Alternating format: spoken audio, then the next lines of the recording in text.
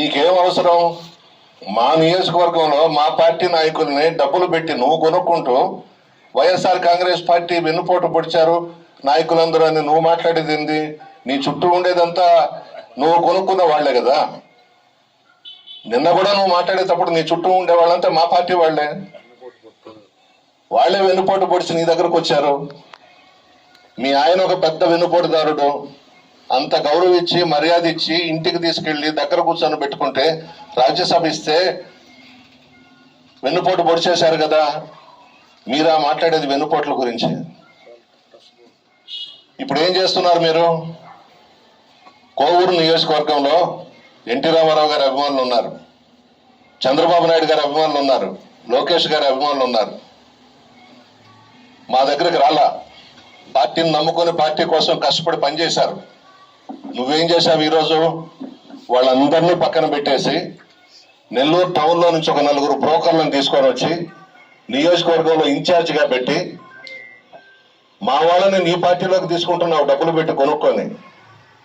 ఏమైపోయినారు పాపం? తెలుగుదేశం పార్టీ నాయకులు కార్యకర్తలు బలి అయిపోయినారు కదా నీ వల్ల. నీ రాజకీయం ఏందమ్మా? ఓనమాలు తెలియవు నీకు రాజకీయాలు. మీరెందుకు అంత ఇదిగా మాట్లాడుతున్నారు? ఎందుకు అంత కోపం? అదృష్టం ఉండింది, ఈవీఎంల ద్వారా మీరు ఎమ్మెల్యేగా గెలిచారు, ప్రభాకర్ రెడ్డి గారు ఎంపీగా గెలిచారు. 4 పనులు చేసి మంచి పేరు తెచ్చుకోండి. ఎలక్షన్స్ లో ఒకరి మీద ఒకరు విమర్శలు చేసుకుంటాం.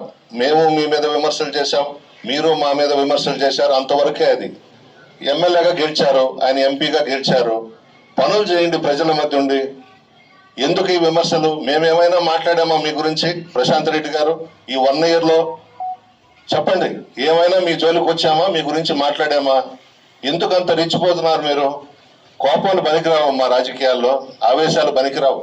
ఎంత నిదానంగా మనం ఎంత స్థాయిలో ఉన్నా ఒక మెట్టు దిగి మనం ముందుకు పోవాలి. ప్రజల్లోకి నాయకులను కలుపుకొని ఇష్టం వచ్చినట్టు మాట్లాడేసి మీడియా ఉంది కదా.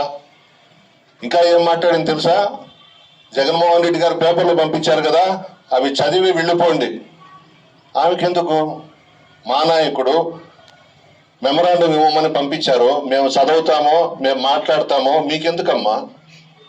ఇక్కడ నుంచి ఎవరో ఫోన్ చేసి చెప్పినారు, కోవూరులో బ్రహ్మరథం పడుతున్నారు వెన్నుపోటు దినానికి, క్రిక్కిరిసిపోయి ఉన్నారు ప్రజలు అనే తలకి నీకు కోపం వచ్చేసింది. వద్దమ్మా, ఆవేశం వదిలేసి కోపం వదిలేసి ఎమ్మెల్యేగా గెలిచావు, నడమంత్రపు సిరివే. జాగ్రత్తగా ఉండి అదృష్టం కొద్దీ ఎమ్మెల్యే అయిపోయినావు. 4 పనులు చేసి మంచి పేరు తెచ్చుకో తల్లి. ఒకప్పుడంతా మనం మంచి మిత్రులమే కదా, మంచి స్నేహితులమే కదా. ఈ నెల్లూరు జిల్లాలో ప్రభాకర్ రెడ్డి గారిని నేను కోవూరు నియోజకవర్గంలో తిప్పినట్టు ఎవరున్నా తిప్పారా అమ్మా? ప్రతి కార్యక్రమానికి నేనే కదా అన్నను పిలిచి ఆయన చేతుల మీదుగా పెద్ద పెద్ద కార్యక్రమాలన్నీ చేయించాను కదా.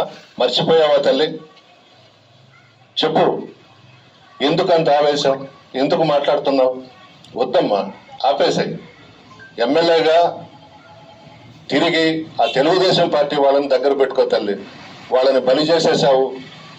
ఒక విధంగా అన్యాయం అయిపోయినారు వాళ్ళంతా. ఈ బ్రోకర్లు ఈ మధ్యలో మా పార్టీలో నుంచి చేర్చుకున్న వాళ్ళు నీ దగ్గర చేరి అన్యాయం అమ్మా, అది తప్పు చేస్తున్నావు అమ్మా. అసలైన తెలుగుదేశం పార్టీ నాయకులు కార్యకర్తలు ఈరోజు ఇళ్లలో నుంచి బయటకు రావడంలా, మాట్లాడలేకపోతున్నారు, చెప్పుకోలేకపోతున్నారు. పాపం వాళ్ళ బాధ ఆవేదన అంతా ఇంత కాదు. ఇన్ని లోపాలు మీరు పెట్టుకొని మేమేదో ప్రతిపక్షంలో ఉండి ఒక కార్యక్రమం పెట్టుకొని విజయవంతం చేసుకుంటే కోవూరులో మీ కడుపు పట్టయింది. ఎందుకు మాట్లాడావు నిన్న బుచ్చిరెడ్డి పాలెంలో ఆ మాటలు? బాగలేదు. అప్పుడే మర్చిపోయినారా? ప్రభాకర్ రెడ్డి గారు అందరం కూడా ఎంత బాగున్నాము.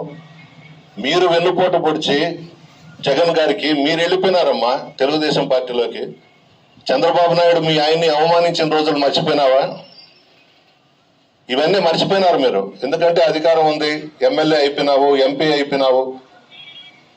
ఈరోజు పాత మిత్రులని పాత స్నేహితులని అందరినీ కూడా విమర్శలు చేస్తున్నావు.